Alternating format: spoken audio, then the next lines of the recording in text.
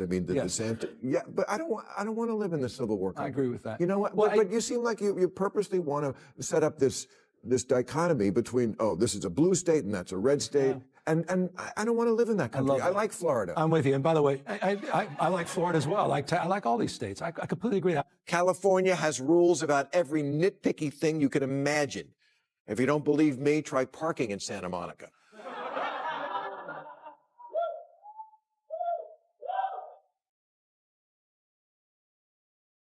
Or starting a business, or getting your solar power hooked up.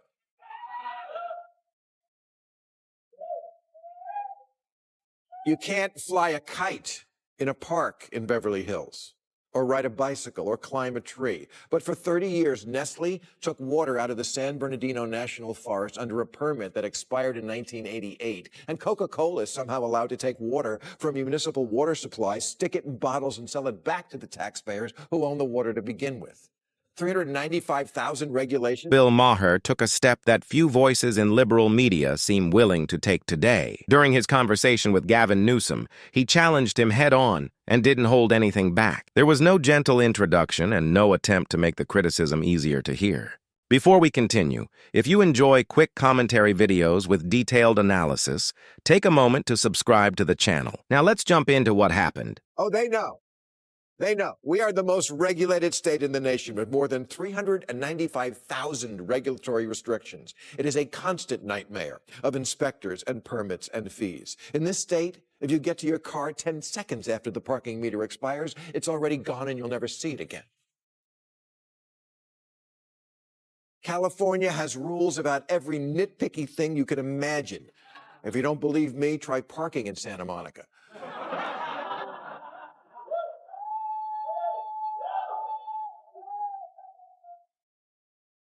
Or starting a business, or getting your solar power hooked up.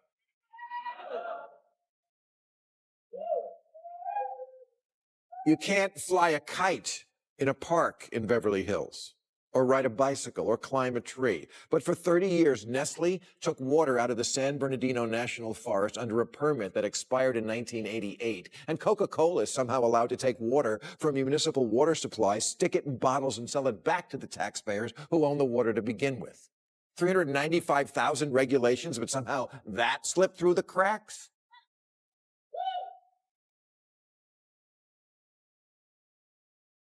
Nearly 395,000 regulations. Think about that for a second. Many critics argue that's no longer just a state. It's a maze of bureaucracy. They say California has become a place where getting approval for almost anything feels like an endless battle, whether it's starting a business, building, parking, or simply getting permits. Maher's point was straightforward. The system is incredibly strict with ordinary people, yet it allegedly overlooked Nestle drawing water from a national forest for decades after its permit had expired. Critics see that as an example of inconsistent enforcement, where heavy regulation doesn't always lead to equal accountability. Now, as far as the red tape, I see that they're all, Newsom, Bass, they're all saying, we're going to cut red tape, as if they're doing us a favor. My question is, well, if you can do it now, why don't you always do it? Obviously, it can be done. It's not a favor to us to cut the red tape. Why do we live in this state, in this red tape nightmare, the other times of the year when we're not on fire? I always think there's a middle-of-the-road, actual, practical solution to everything. And for this, I would say, was California's uber progressive politics the cause of this fire? Of course not. Did it impede them to some degree? Absolutely. That's the margin of error I'm saying we can't abide by anymore. That raises the question many Californians have been asking for years. If Governor Newsom can temporarily remove bureaucratic hurdles during a wildfire emergency, why can't that same urgency apply the rest of the time? Critics argue this exposes a major weakness in the state's long-standing defense of its policies. Their view is that many of these restrictions aren't unavoidable. They exist because officials have chosen to keep them in place. That's the central point Maher was making. The burden of excessive regulation is, ultimately, a policy decision. Now you've opened an interesting can of worms, Mr. Gaffigan. So, first of all, you think Gavin Newsom is running for president? I think he's the likely alternative. That's interesting because I like Gavin a lot. Now, I hope he runs for president because I think getting to the national stage would help with the one thing I have trouble with him about, which is sometimes he's way too cuckoo, woke left bullshit. You know, the California Well, shit. he was the mayor of San Francisco, right? Yeah, but you know, that was a different time, and fighting for rights was, you know, a great thing Yeah. at a time when that fight was still going on and needed to be fought on that level. I remember moving to New York in the early 90s. A Newsom supporter even admitted on national television that things had become too woke, saying it with the tone of someone no longer willing to ignore the issue. Critics argue this reflects concerns many Democratic insiders discuss privately. Maher believes that regardless of image or presentation, Newsom's record in San Francisco will continue to shape how voters judge him. And then whenever I read 80% of the water goes to agriculture. Almonds. Right. No one ever asked you about almonds? Oh, I'm going to ask you about almonds. We grow a boatload of I'm almonds. well here. aware. You know how much water it takes? Many gallons. 1,900 gallons to grow a pound of almonds. Yeah. Come on, man. take on big almonds. Take on big almonds. I mean, it's not like we don't have the water. No.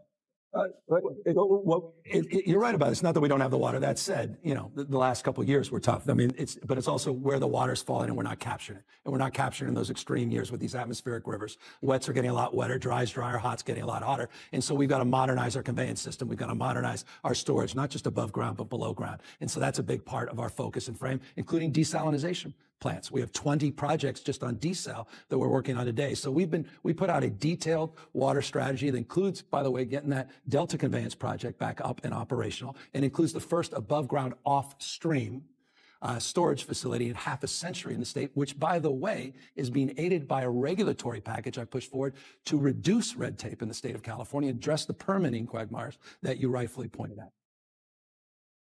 Critics point to California's heavy water use for almond farming as a symbol of misplaced priorities. They argue residents are urged to conserve during droughts, while major agricultural users continue consuming vast amounts of water. Maher says this reflects a broader pattern. Everyday people face the restrictions, while powerful industries are largely left untouched. And you're not able to actually encourage and find that common No, it's ground. stuff like there's a new law in this. I think we have way too many regulations and laws, as we've talked about. And this one, I think, says if you're a department store with over 500 employees, you have to have a gender-neutral toy department. Yeah. Stuff like that. Yeah, I get it. So do you think that's but it's silly? Do you think that's a silly thing? That we too much government there? That's an interesting one because the department stores came to us supporting that, and they were the ones making a case for that. They were making us. They're already moving in that direction. Wanted you to make a law about them? Well, but they supported the legislation. It wasn't legislation that was enacted, that was initiated from my office, but it was legislation that came up with interesting support from the industry itself. But I understand how that's exploited, and good people can disagree. But that's not something we woke up and said, this is a top priority for the state, when we know the top priorities are homelessness, housing, the issues of crime, quality of life, and issues related to regulation and taxes, which are all top of mind. Maher brought up California's gender-neutral toy aisle law directly with Newsom, and critics argued his response failed to address broader concerns. They say the exchange highlighted misplaced priorities, pointing to issues like homelessness, taxes, and residents leaving the state. Maher's argument was that cultural debates have too often taken precedence over everyday challenges. But here's, I feel like the last couple of years you've like purposely picked this fight with the red states. I mean, the DeSantis. Yeah, but I don't want to live in the Civil War country. I agree with that. You know what? Well, but you seem like you purposely want to set up this dichotomy between, oh, this is a blue state and that's a red state. Yeah. And I don't want to live in that country. I like Florida. I'm with you. And by the way, I like Florida as well. I like all these states. I completely agree. I don't want to have a state of mind that's a constant fight or flight. We've gone through so much. We've been polarized and traumatized. There's been a tough 5-6 years across the globe, not just in this country. That said, I'm not going to sit back and watch. You made the point just a moment ago in your monologue. You got folks out there trying to bring us back to a pre-1960s world, America in reverse. Maher sharply challenged Newsom on live television, and critics say the exchange reflected a larger concern. Too much focus on national political battles while California's unresolved problems continue to dominate the conversation. And we had some controversial figures on, I'll acknowledge that, and Steve Bannon, Charlie Kirk, and some others. But you're right. I mean, this idea that we can't even have a conversation with the other side. You have to. They won. Thank you. That's it, bottom line. And by the way, or the notion we just have to continue to talk to ourselves or we're in the same damn echo chamber. These guys are crushing us. The Democratic brand is toxic right now. We had a high water mark 2 weeks ago, and that was a CNN poll at 29% favorability. It's dropped in the NBC poll down to 27%. It's one thing to make noise, but you also have to make sense. And I think with this podcast and having the opportunity to dialogue with people I disagree with, it's an opportunity to try to find common ground and not take cheap shots. I'm not looking to put a spoke in the wheel of their, or at least a crowbar in the spokes of their wheel to trip them up, to your point. And I think it's important. Democrats, we tend to be a little more judgmental than we should be. This notion of cancel culture, you've been living it. You've been on the receiving end of it for years and years and years. That's real. And Democrats need to own up to that. They've got to mature about this. Newsom acknowledged a poll showing only 27% support, a figure critics say reflects growing challenges for the Democratic Party's image.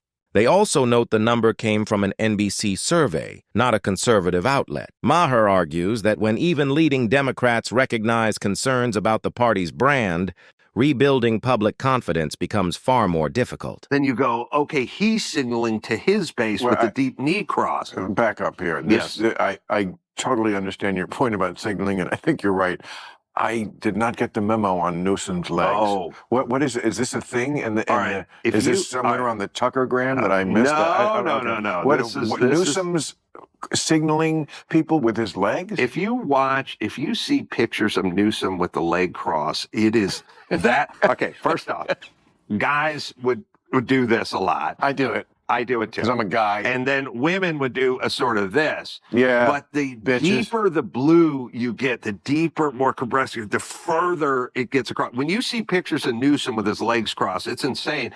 And the thing that's funny is Trump sits with his knees apart, and then he makes a diamond with his thumb and forefinger, and he puts it in front of his nutsack, and he says, focus on this.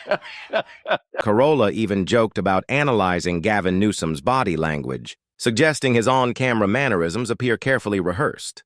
Critics say every gesture and pause feels intentional rather than spontaneous. Maher's broader argument is that Newsom often projects the appearance of leadership, while opponents question whether that image is matched by results.